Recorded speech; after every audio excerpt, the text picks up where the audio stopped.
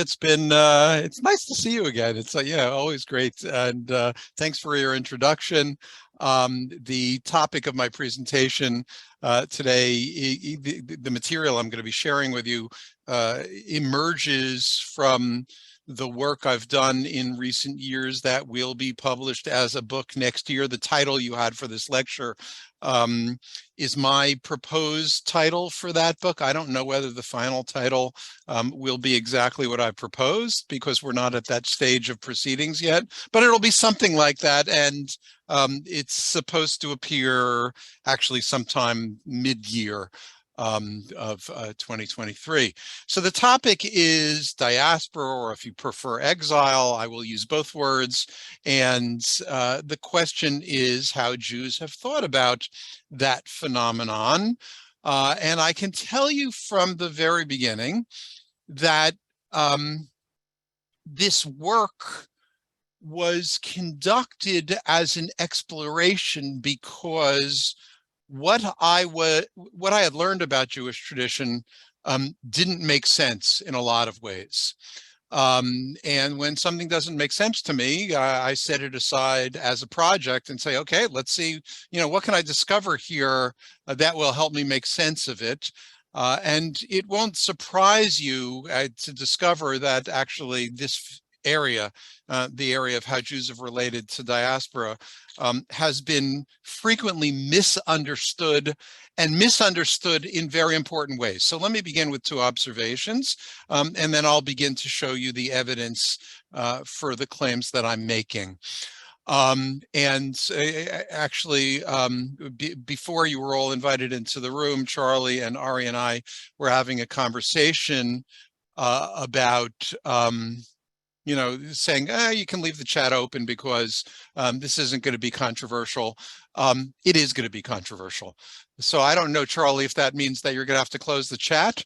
But what's going to be controversial about it is I am going to make claims about Jewish tradition that conflict with what people think they know. What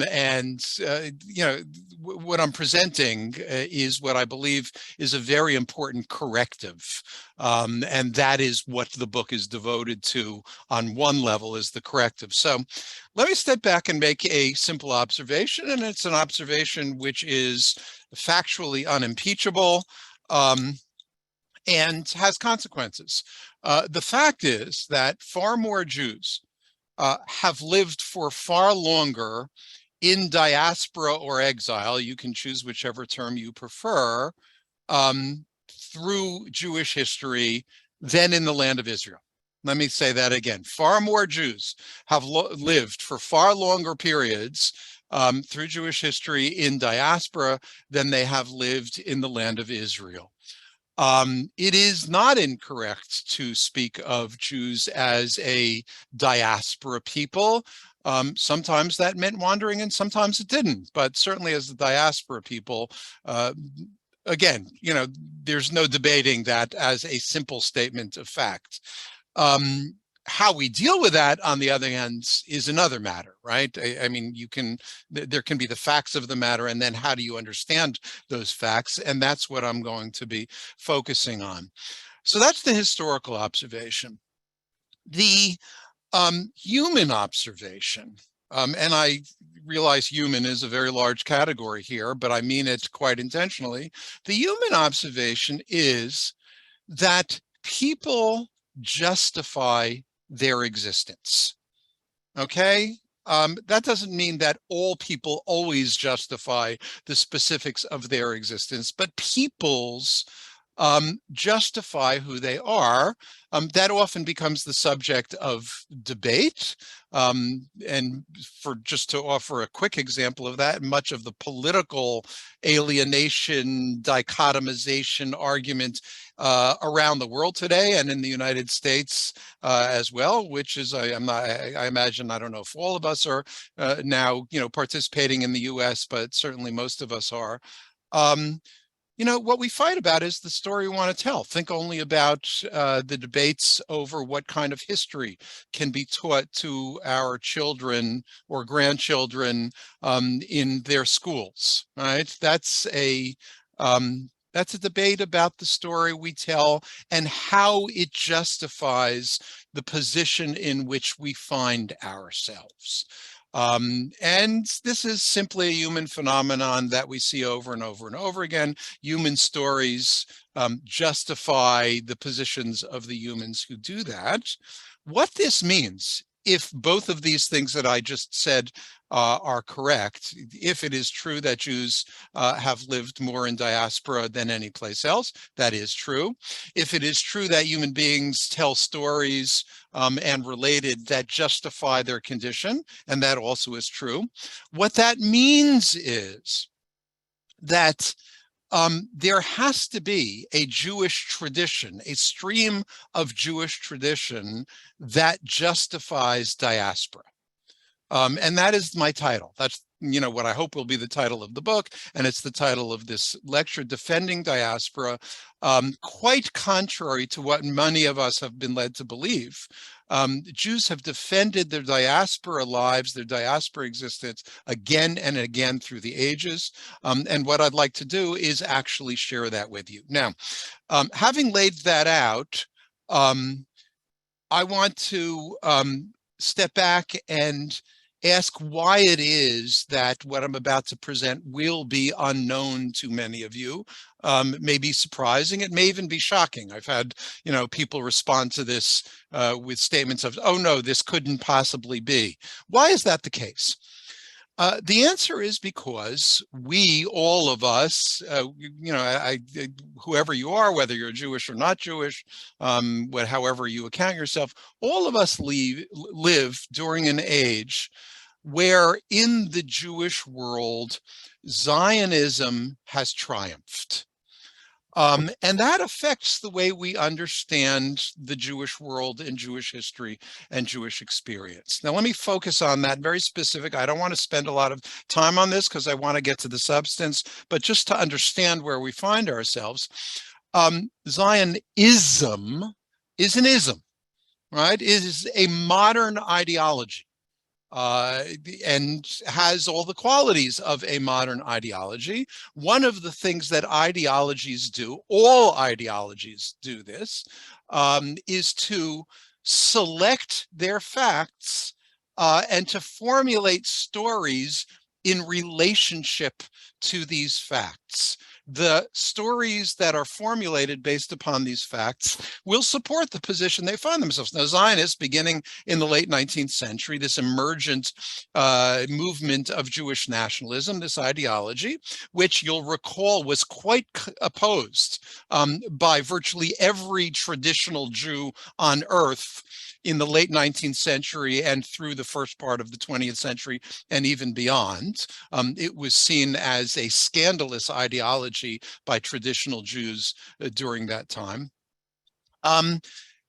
This was Jewish nationalists who were arguing that Jews belong on their own lands, their own nation state, preferably in the land of Israel, though that wasn't the only option that was considered, as you know. Well, Zionists, right, and that includes many of us, Zionists told the story that supported the notion that Jews belong in their lands. That affected the way the stories of diaspora were told. It affected the way Jewish tradition was cited and quoted, and on and on and on. And to show how misleading this was, it was misleading not because its details were wrong as such, although sometimes they were historically wrong. It was misleading because it was partial. And what I'd like to do, what I do in my book actually, is to rebalance it, not to deny the factuality of a lot of Zionist history, but to rebalance it in light of the other part of history that the Zionist accounting doesn't account for. So that many of you probably know, you can think of Hatikva, the Israeli national anthem, and the 2,000-year hope, to return to the land. I just read yesterday an article that appeared in the Wall Street Journal about the new strength of the the ultra-right party. I forget its name. I apologize.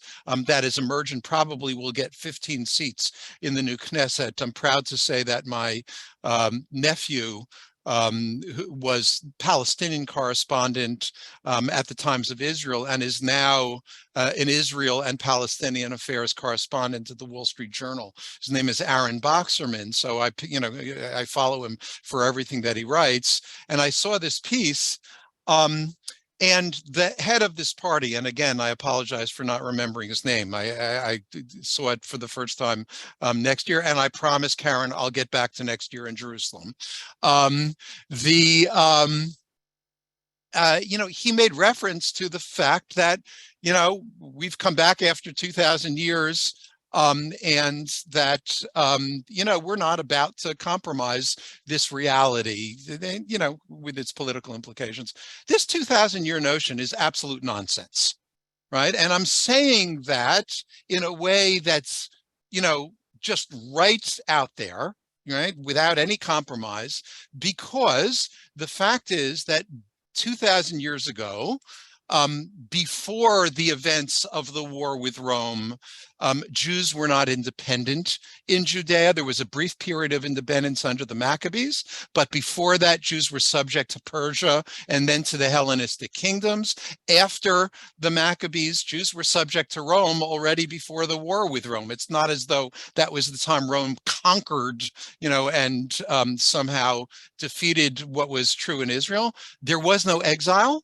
At the time of Rome. There was a Babylonian exile many centuries before, but Rome did not have a policy of exile. And the way we know that is because all of the major texts of rabbinic tradition, with the exception of the Babylonian Talmud, were all written by Jews living in the land of Israel in the 2nd, 3rd, 4th, 5th century of the Common Era.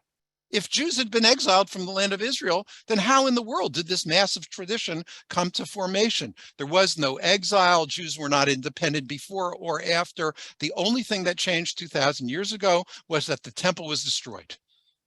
Right? So the question arises, if what I'm saying is true, and it is true, historically speaking, then what is this ideology of 2,000 years about? Right? That's an example of where ideology distorts. So with that as background, what I'd like to do is go through a series of sources and show you what is it that this guy is talking about. Let me share my screen. It's supposed to be here, and where I had it open. Charlie, just give me 1 second. So for some reason, I'm not getting full share here. I've got it on my screen. Let me go back to here. And for some reason, I'm just going to try various screens here and see if they are the right one. Okay. Screen share. Yep. Do screen share. I'm trying to. It's not letting me. The window you selected, is invalid. Post attendee screen IP. What is going on here? Basic, advanced. Something is not allowing me to do this, Charlie. Do you want to email me the doc and I will email it to you right now. I'm gonna, and you can share it on your screen, but you're gonna have to manipulate it for me then, okay? Let me share it. I'll do it right this moment. What's your email? CHSAVENOR@AOL.com. Okay, wait just 1 second. Okay, CHSAVENOR. Yep, at AOL.com. NOR at AOL.com. Yes. I'm aware that my mother and I are basically the last people using AOL, but we're okay. That's fine. That's fine. I just sent it to you. Let me know if you have it and if you can share it. Yeah. We should have tried the share beforehand. We're here together. We'll make it work. Yeah. Yeah. Did you get it? Yep. I'm just getting it. Okay. So just share it on the screen and make sure that I stay on the screen and I'll tell you to move forward. Fantastic. There you go. Great. See it? Super. Can you make it a little bit larger? Yeah. Okay, excellent. So I want to begin with what everybody knows, and it is what is frequently referred to, and that is the fact that the land, or exile from the land, is remarked upon quite explicitly in the Torah several times, but here in Leviticus 26 most prominently, as punishment. Right? This is something that I'm sure many, maybe all of you know. If you read through this, right, in spite of this, if you don't listen to me, this is the end of a long threat to the people of Israel. Then in my anger, I will be hostile to you. I will punish you for your sins 7 times. I'll destroy your high places. I'll turn your cities into ruins and so forth. Go further down on the page. Yep. Okay, just scroll down. Yeah, I'm getting there. Okay, keep going, right? And you will perish amongst the nations. Keep on scrolling. I'm going to read. You can see, so you're going to be cast out. Then verse, what is that, 40? But if they will confess their sins and the sins of their ancestors, well, you went a little bit too far. Yep. Right? Their unfaithfulness and their hostility toward me, which made them hostile toward me, I will send them into the land of their enemies, right? So that's the exile. But look, if they do repentance, verse 42, I will remember my covenant with Jacob. I will remember my covenant with Isaac, my covenant with Abraham, and I will remember the land. And then look at what happens. I'm skipping a verse in verse 44. And this is the part of this text which is frequently omitted or ignored. Yet in spite of this, when they're in the land of their enemies, I will not reject them nor abhor them, right? I won't reject them to destroy them, breaking my covenant when I'm the Lord their God, but for their sake, I will remember the covenant. So as part of the threat itself, God promises that Israel will not be abandoned even in their exile. And this becomes the foundation of very important teachings when we go to later traditions. So go down to the next text. Yep. Okay, so this is the very famous so-called letter to the exiles by Jeremiah, Jeremiah 29.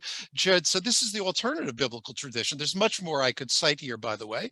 But Jeremiah, who lived during the war with Babylon and the exile itself, right, addresses a message on God's behalf to the exiles in Babylon. And look at what he says. This is beginning with verse 4 here.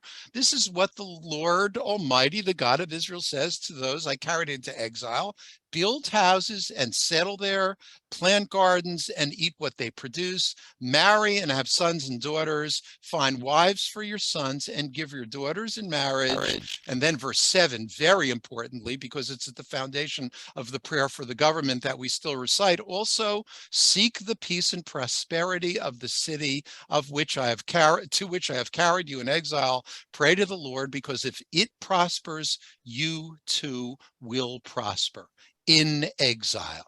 So whatever the threat of Leviticus and elsewhere says, right, what Jeremiah communicates on behalf of God is that when you go into exile, you should build homes there. You should make yourselves at peace, and you should pray for the welfare of the land in which you find yourself, because its peace will be your peace, right? Quite contrary to the vision of exile that we have been led to imagine over and over again. And think about it. If you think of the stories of exile, this is not a story of exile, but if you think of the stories of exile that we have in the Bible, whether it is Joseph, right? Joseph becomes second only to Pharaoh.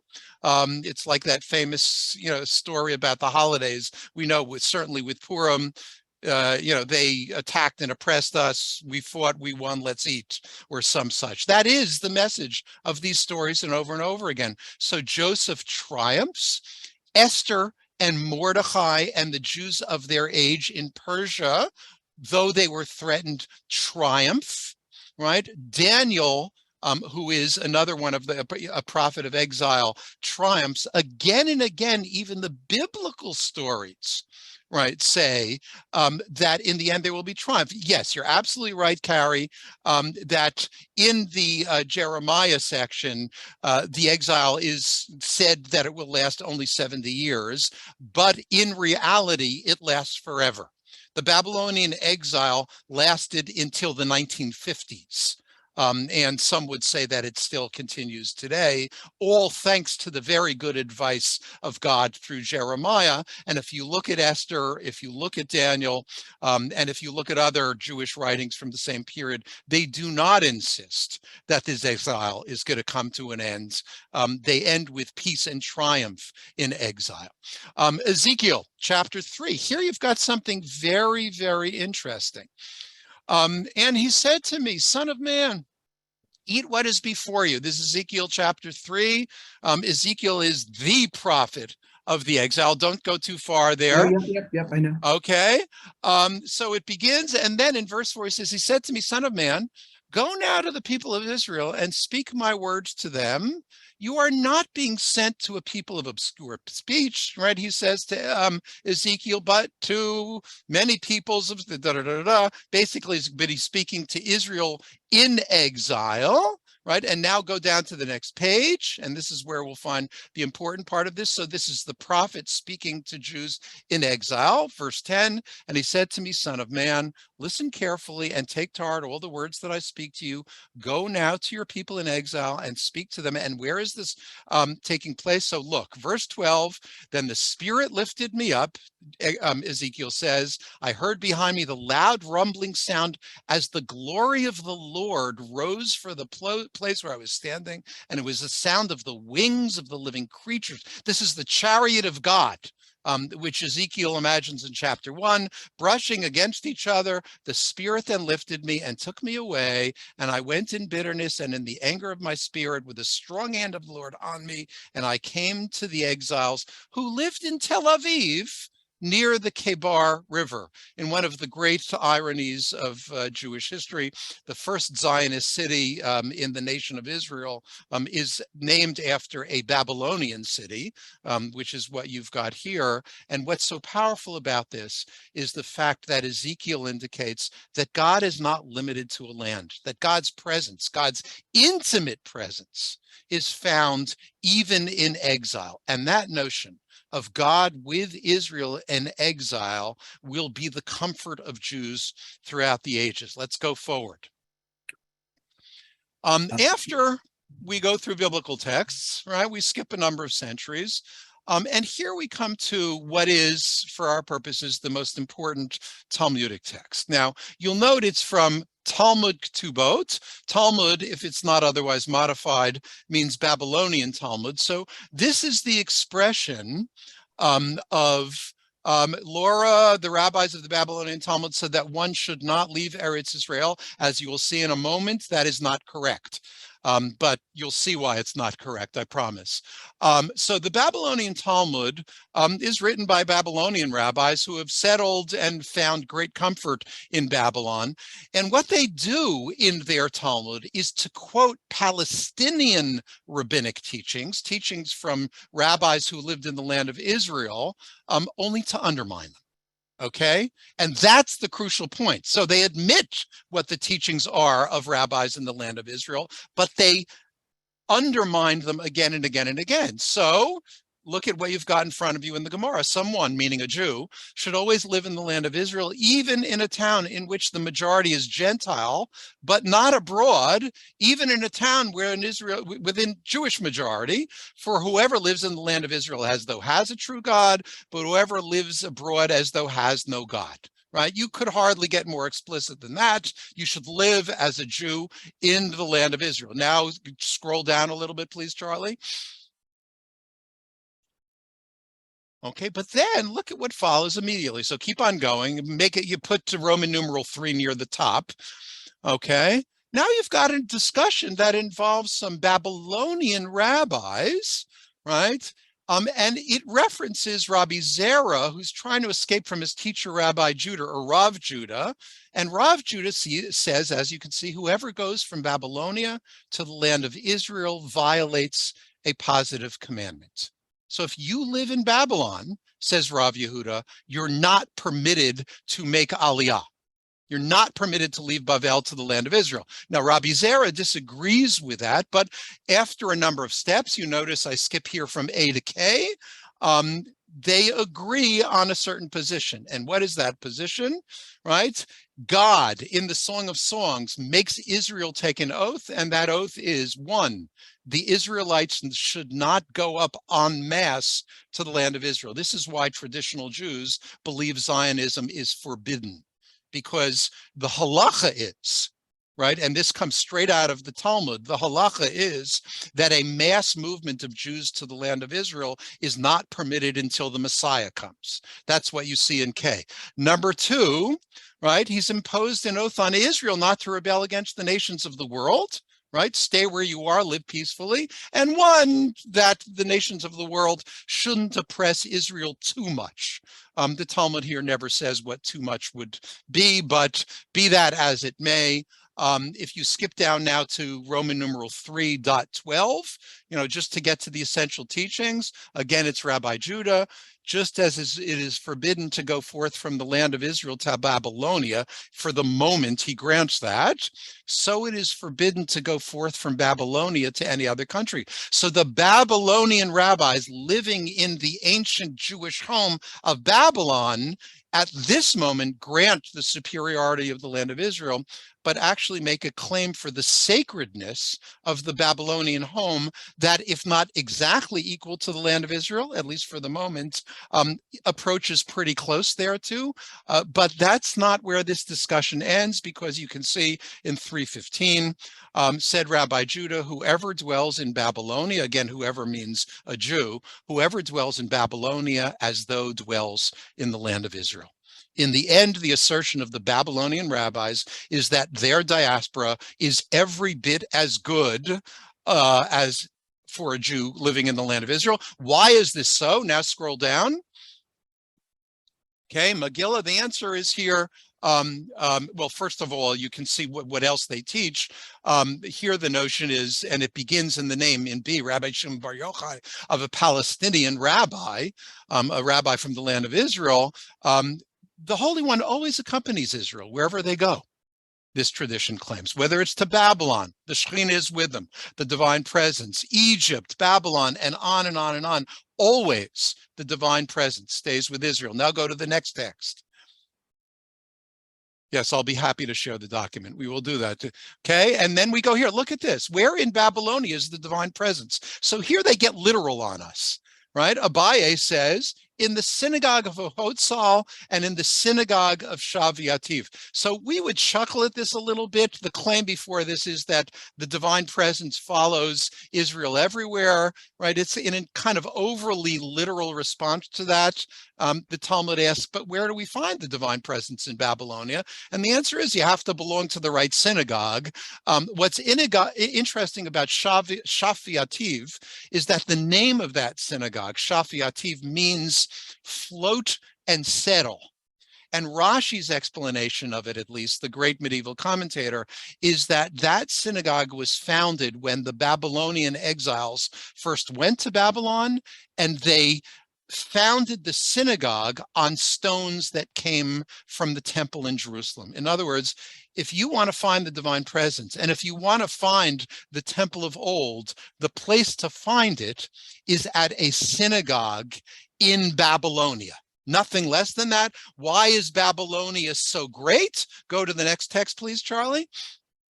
Right, here's Sukkah. It's very simple, because keep on going a little bit further and look at this very carefully, right? When the Torah was forgotten in Israel, right, and this means both Israel, the people, and Israel, the land, Ezra came up from Babylonia and placed it on a solid foundation.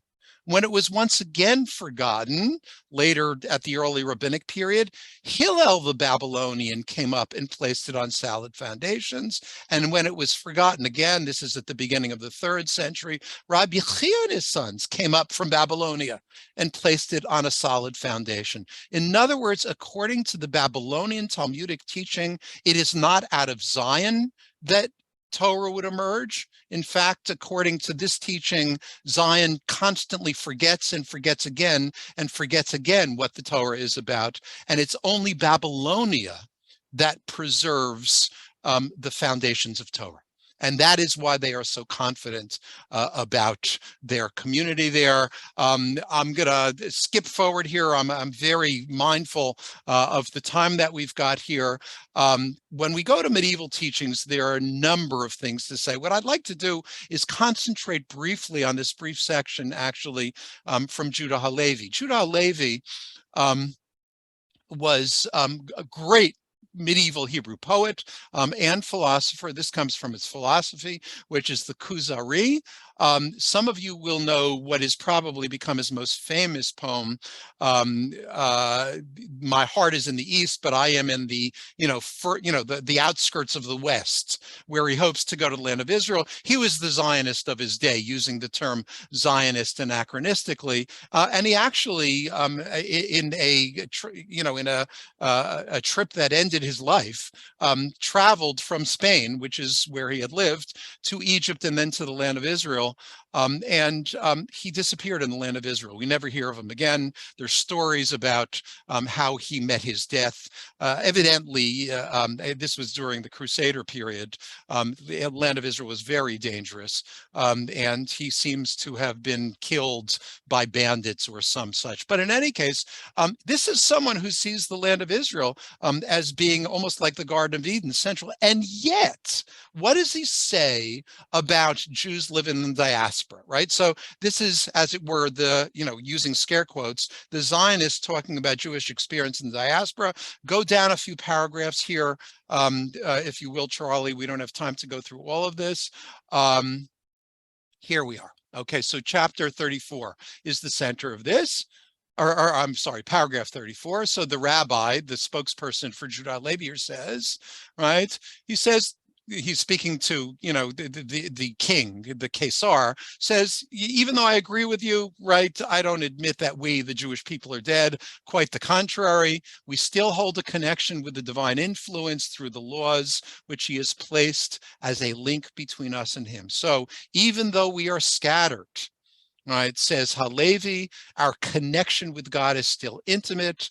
It is in the covenant of circumcision. It is in the covenant and observance of the Sabbath, is in the covenant and observance of the law. In other words, Israel, even in diaspora, has a far closer relationship to God than any other people does, in Halevi's view. And then if you skip down to 36, he says, Israel amidst the nations, right? So in diaspora is like the heart amidst the organs of the body, at one and the same time, the most sick and the most healthy. So in his view, there is an illness component to Jewish existence in diaspora, but it is also the most healthy. And the analogy is to the heart, that the heart is the most sensitive in medieval medicine of all organs. And so it is the one that most easily is afflicted, right? There are things that other limbs of the body could experience that would destroy the heart on the one hand. On the other hand, its sensitivity is what makes the life possible. And that is Jews amongst the nations, right? We are on the one hand, quote unquote, ill, but we are on the other hand far healthier, right? Far more alive, far more connected to God than any other people. And Halevi repeats that again and again. Go down and let's see the next sources so that we can fill this in. So this is in the Middle Ages. As I said, there are many other sources we could quote here. Here, Tosfot, very interesting.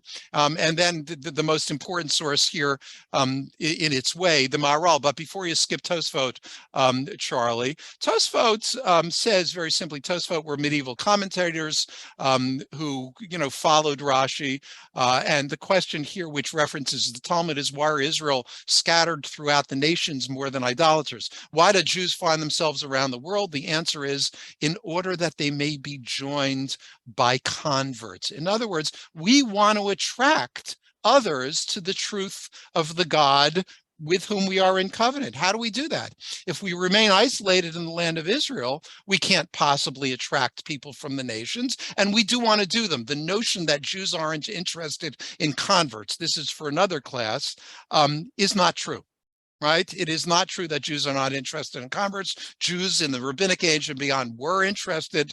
We might have endangered our lives by pursuing it aggressively, but that's another matter. But to do the mitzvah of attracting converts, we need to be scattered amongst the nations, which is a good thing in this view. Now the Maharal of Prague. Maharal of Prague lived and wrote in the second half of the 16th century. So this is what historians call early modernity. He spent only small parts of the end of his life in Prague, but that is the residence for which he is known. And he writes this amazing piece of mystical philosophy called Netzach Yisrael. And look at the way he begins it, right? Exile itself is clear proof of redemption. Right? You couldn't have redemption unless you were first in exile in order to be redeemed for it. But in his view, as in the traditional Jewish view throughout the ages, redemption is what comes at the end of time, not now. Right? That's the scandalous quality with which observant Jews viewed Zionism, because we're supposed to be waiting for the Messiah. There's no doubt that exile is a change and divergence from the normal order. For God, may God be blessed, set every nation in the place appropriate to it, and set Israel in the place appropriate to them. But then, and all things, when they leave their natural place and they are out of their place, they have no survival in a place that is unnatural to them. If it's unnatural, then they would be destroyed. So if you can exist in a place for a long time, by definition, this is completely circular, it's got to be natural. So it goes on and says, and if they were to remain in their unnatural place, crucial, the unnatural would become natural. So how long do Jews have to be in exile before exile, diaspora, becomes the natural place for Jews? That's the question that the Maharal has just set up. Please scroll down, Charlie, and let's look for the next bolded part, because that's where we're going to find the most interesting, right? So, crucial, wait, don't go too far, right? The Maharal makes a lot of the fact that when Israel came out of Egypt during the time of the Exodus, remember, Israel cried out and said, why have you taken us out of Egypt? Right? We want to go back to Egypt. And of course, this made Moses and God very, very angry. Right? But the Maharal observes that people always long for their natural place. And so if Israel, rather than longing for the land of Israel, cried out, that must mean, now look at the second paragraph here, right? If the land were the natural place for Israel and they longed for the land, this would remain forever. If the land of Israel were natural, we would have remained there forever. But the opposite was the case here, for they cried a meaningless cry and didn't want to come to the land. Therefore, this teaches us that the land is not the natural place for Israel, and for this reason, they didn't remain there. Now, if the land of Israel isn't the Jews' natural place, what is? Go down. Go ahead, scroll, Charlie, a little bit. Okay, let me just see. Oh, actually, the next paragraph was important. He goes on. He goes so far to say, it's fitting that the divine presence should be with Israel to an even greater extent when they're in exile. Because when they're in exile, he comes back, it's like a reference to Halevi. They're like a sick person who left his natural state, because at least to begin with, it was unnatural. So look at it. Therefore, God, may he be blessed, is with them in exile, meaning more in exile than in the land of Israel.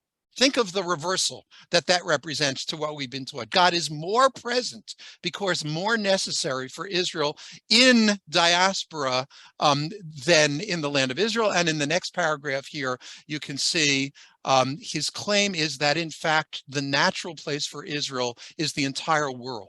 The whole world is their land. Why? Because the rabbis teach, without Israel, the world would not have been created. And for this reason, the whole world is their place. Therefore, when they were exiled from the land, they were exiled throughout the world. What is the natural place for Israel? Right? Ironically, anti-Semites don't have it wrong. According to the Maharal, the Jews are a cosmopolitan people. They are meant to be scattered around the world, at least until the Messiah arrives, because the whole world is their place, and the whole world requires Jews in order to survive. Go down below. There's much more here in the Maharal, and we're going to skip the Zohar because the The Zohar basically says wherever Israel goes, God will be there too. And let's look at two Hasidic teachings which were actually quite marvelous. So what we've seen, according to rabbinic teaching, is the first great diaspora, Babylon, is every bit as sacred for Jews, right, as the land of Israel. That was Rav Judah's teaching. God follows Israel everywhere.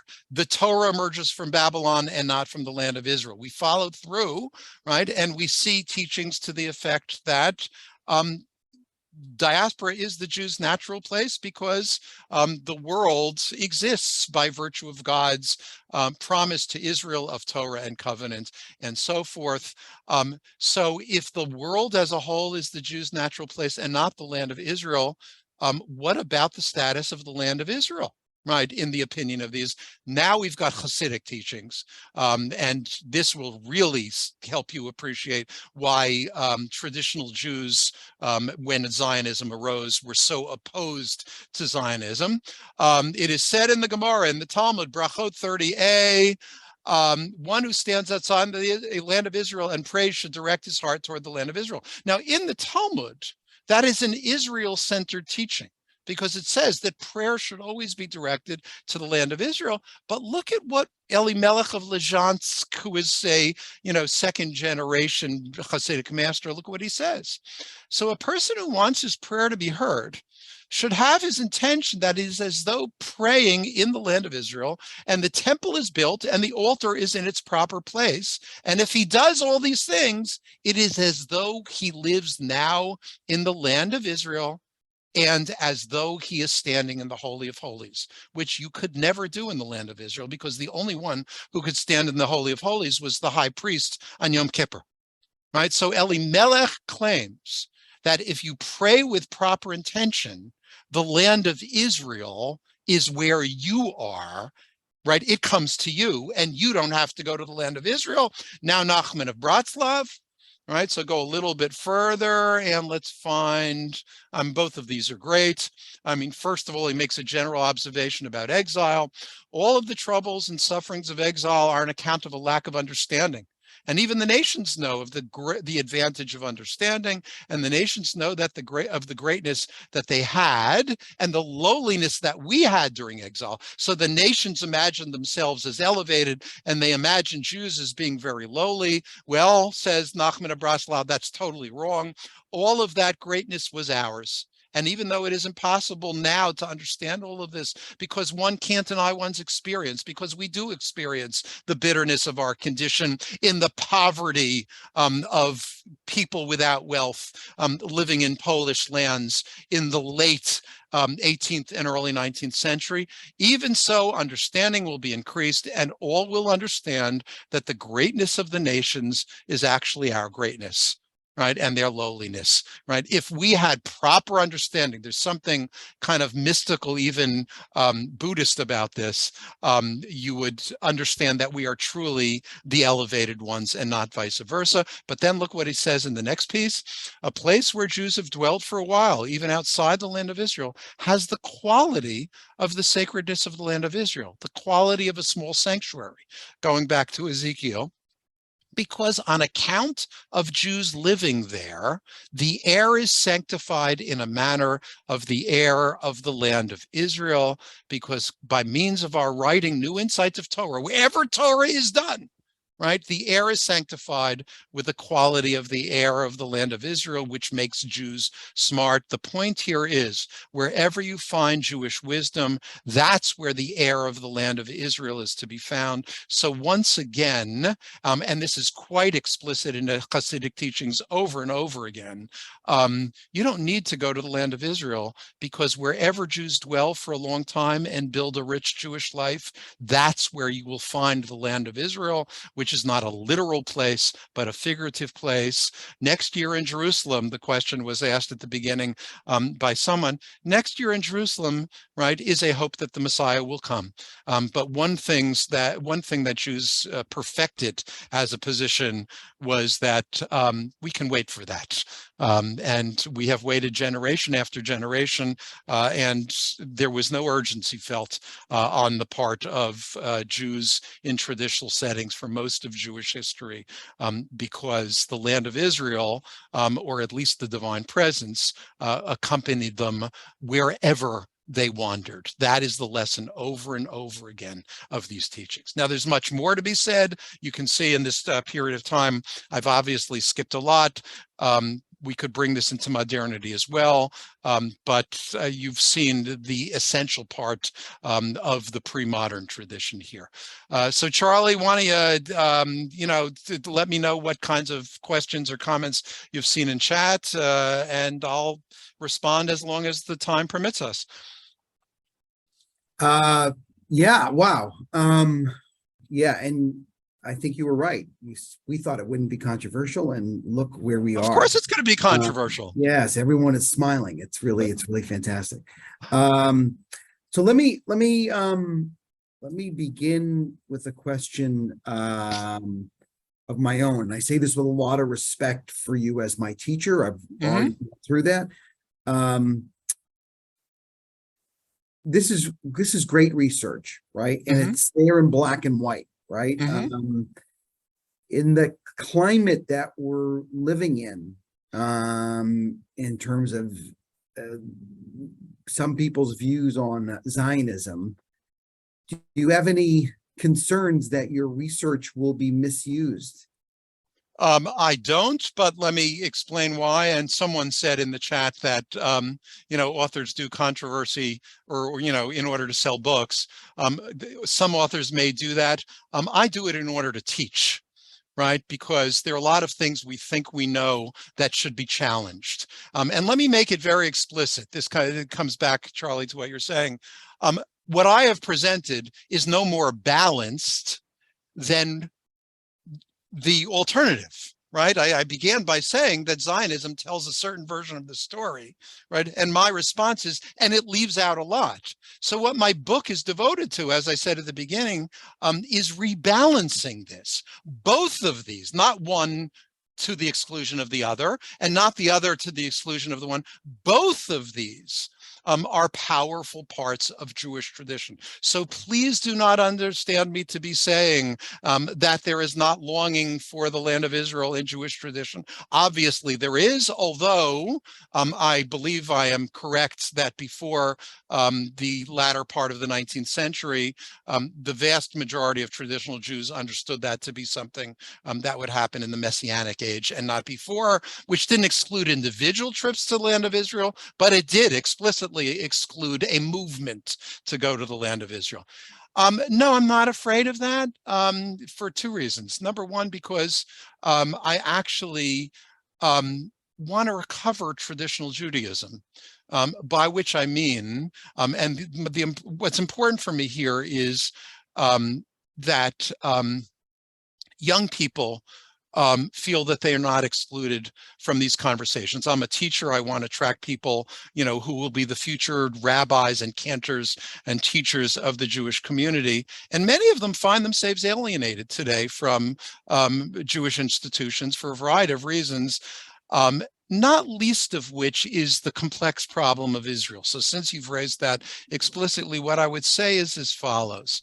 I want to return to a Jewish world where one can be not only a good traditional Jew, but a good Jew and a supporter of Israel without being a Zionist, right? I think that we've made a mistake in using the term Zionist loosely to mean just a supporter of Israel. That's not what Zionism meant. Zionism is an ideological commitment to, essentially, if someone does not aspire to move to the land of Israel, right, I don't believe that the term Zionist is the correct term to use for them. I consider myself to be a powerful supporter of Israel as a modern nation state, with all of the critique that any modern nation state deserves, including the one in which I live, the United States, with recognition that I am a diaspora Jew.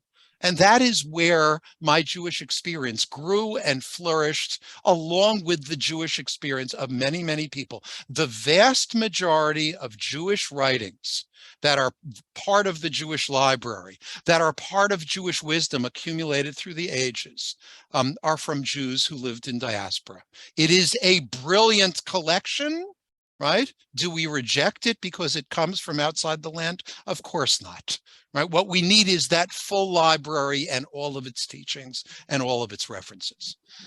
So let me ask you just one other question. And some of these are informed by questions in the chat, and some of them I'd Yes, please go ahead. Which is, we just got a question actually just a moment ago that is about what are the writings of the rabbis about exile when they live in countries where Jews were, persecuted?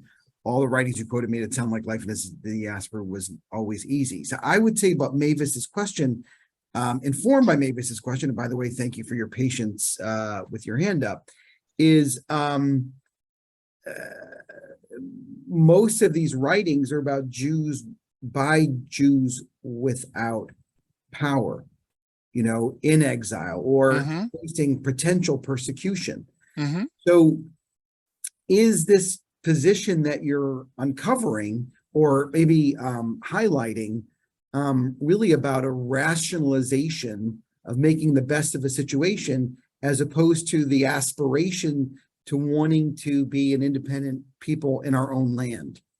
It's funny you use the term rationalization because we use that as a negative term, right? But I want to reframe it as actually a positive term. Rationalization that's what I meant when I say Jews justify their not Jews, people, humans justify their existence. All people do that. That's what rationalization is, right? It is to render understandable and rational the condition in which you find yourself.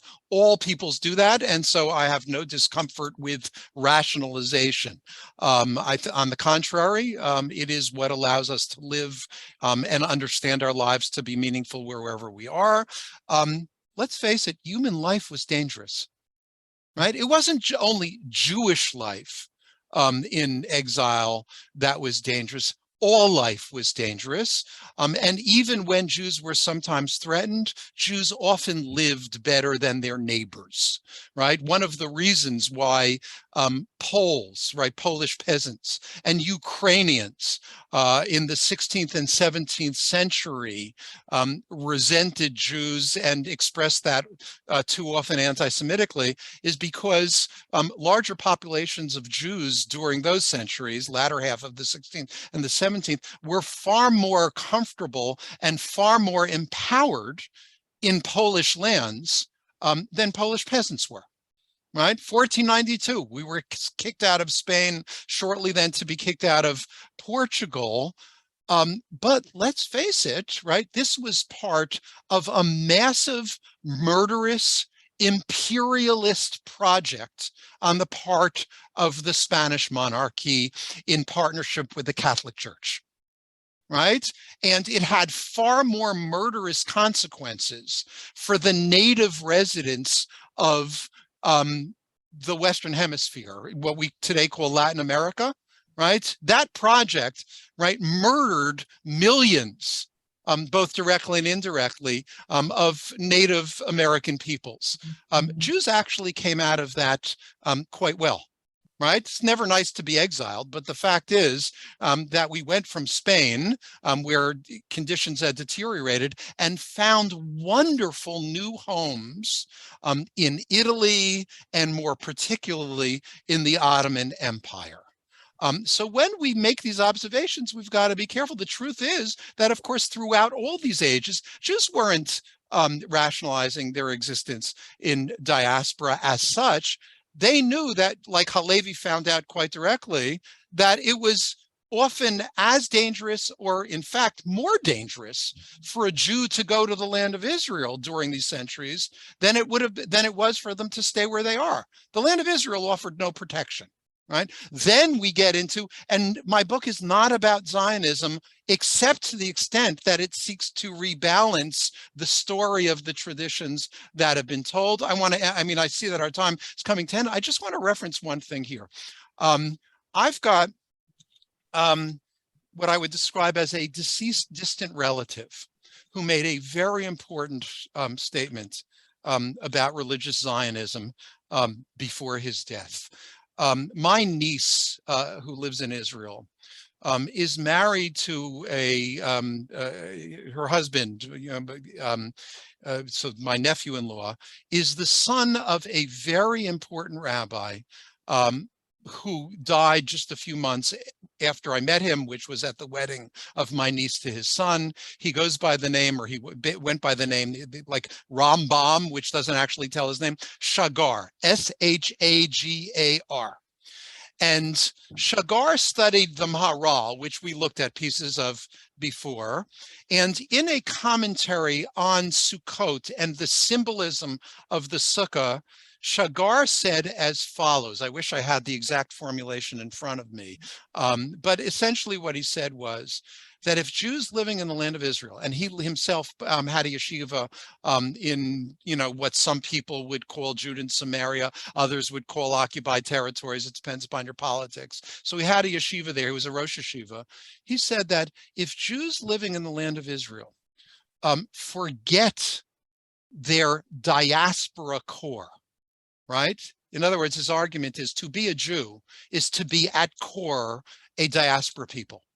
And so if Jews living in the land of Israel forget the diaspora core, they are doomed to be cruel and despicable, right? And he uses essentially that language. He was a religious Zionist, right? And what he's saying is that we don't forget what it means, if we do forget what it means to be reliant on the good favors of others, because we experience that again and again, right? And we cut ourselves off from that experience, we're going to do the same things and worse. And so you began with the question of what does it mean to have power?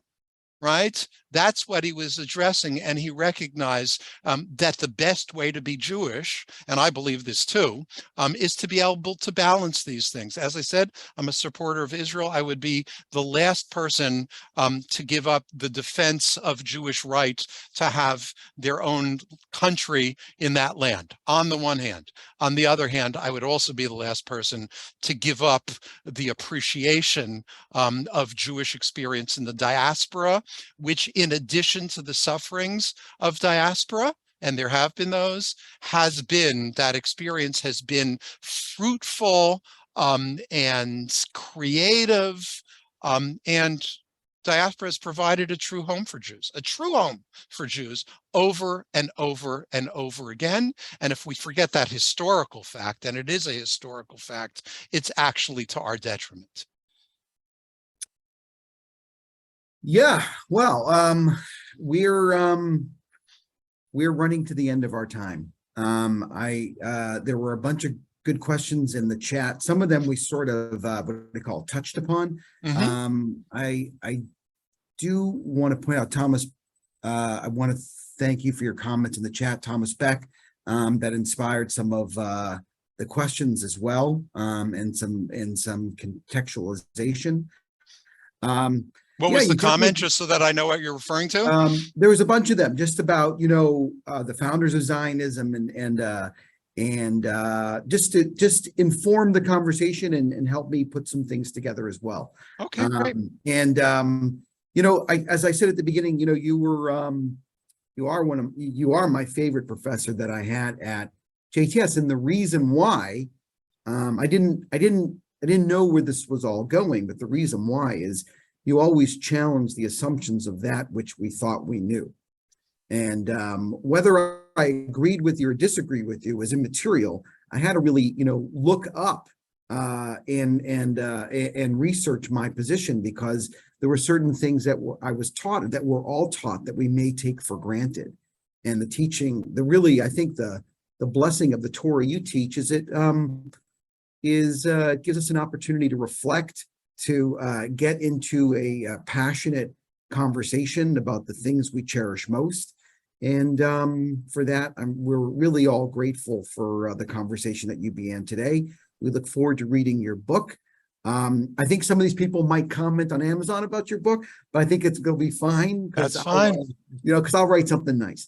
Yes, But, please, be careful, because what this teaching is about, with the book or the teaching, is making no claim on, the part, of or opposed to Zionism. It is not a contemporary record. It is not a political record.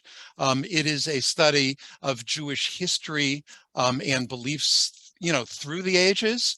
And everyone is welcome to draw their own conclusion regarding that fact. This should not be seen as and you'll see if you do read the book when it comes out, this is not an argument for or against anything, except for the recognition that diaspora is both an important part of Jewish experience, but equally as important, that it is a part of Jewish experience that has been related to with great favor over and over and over again. well, we look forward to learning with you in the future. And I just want to thank everyone for being here. For those of you who are going on the CSP Israel trip, we're looking forward to hearing about your experience when you get back. And I just want to wish everybody a wonderful day, a wonderful afternoon. And it's not too early to wish everybody Shabbat Shalom. All right, take care. Bye-bye. All right, thanks again, Professor.